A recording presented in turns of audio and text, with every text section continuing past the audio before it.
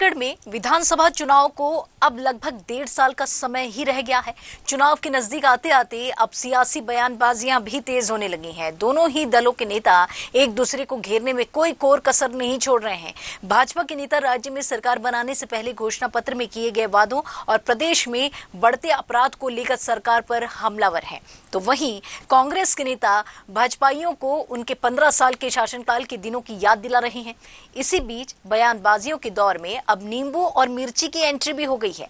दरअसल प्रदेश में बढ़ते अपराध पर अंकुश लगाने पूर्व नेता प्रतिपक्ष धर्मलाल कौशिक ने सरकार पर अनोखा तंज कसते हुए सभी थानों के बाहर नींबू मिर्ची टांगने की सलाह दी है। कौशिक के इस बयान के बाद कांग्रेस संचार विभाग अध्यक्ष सुशील आनंद शुक्ला ने पलटवार करते हुए भाजपा नेताओं को अपने घरों के बाहर नींबू मिर्ची टांगने की बात कही, ताकि उनका पद बचा रह सके। आए दिन उठाईगिरी, चाकूबाजी, उसके बाद में अपहरण की घटनाएं, नशे के अवैध कारोबार और उसके कारण में लगातार जो प्रदेश में लोग, आम जनता भी असुरक्षित महसूस करने लगे हैं। आखिर इनका समीक्षा का, चाहे मुख्यमंत्री समीक्षा ले, चीफ सेक्रेटरी की समीक्षा हो, गृह मंत्री समीक्षा कर रहे हैं, डीजी समीक्षा कर रहे हैं, तो समीक्षा का असर क्यों नहीं हो रहा है? मैं तो इसलिए इस बात को कहा है कि समीक्षा का असर दिखना चाहिए ना, अपराध पर नियंत्रण होनी चाहिए ना।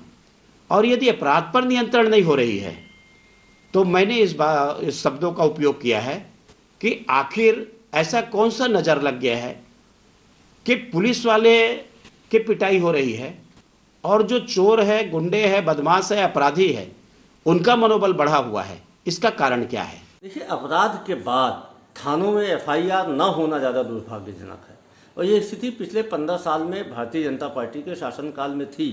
अपराध होते थे, थानों में एफआईआर दर्ज नहीं की जाती थी ताकि अपराधों की संख्या कम बताई जा सके। अपराधी बेलगाम होकर घूमते थे। तो पूर्व नेता प्रतिपक्ष धर्मलाल जी कौशिक क्या चाहते हैं कि थानों में एफआईआर न हो? आज अपराधों के बाद अपराधियों पे अंकुश लगाया जा रहा है, थानों में एफआईआर दर्ज कराई जा रही, लोगों को न्याय दिलाया जा रहा है। छत्तीसगढ़ की राजधानी रायपुर में हमें अच्छे से याद है कि एक महिला कांस्टेबल के साथ जब दुराचार की घटना हुई थी तो 1 हफ्ते लगा था एफआईआर दर्ज करने में। अब वह दुर्भाग्यजनक स्थिति नहीं है। जहाँ तक धर्मलाल कौशिक जी का यह सुझाव कि थानों में नींबू मिर्ची लगाया जाए, तो नींबू मिर्ची इतनी प्रभावशाली थी तो उन्हें अपने घर में लगाना था। तो भारतीय जनता पार्टी ने जो असमय उनको नेता प्रतिपक्ष पद से हटाया, तो नींबू मिर्ची के प्रभाव से शायद उनका पद बच जाता। तो यह प्रयोग तो उन्हें पहले अपने घर में करना था। बढ़ेंगे आगे खबरों में।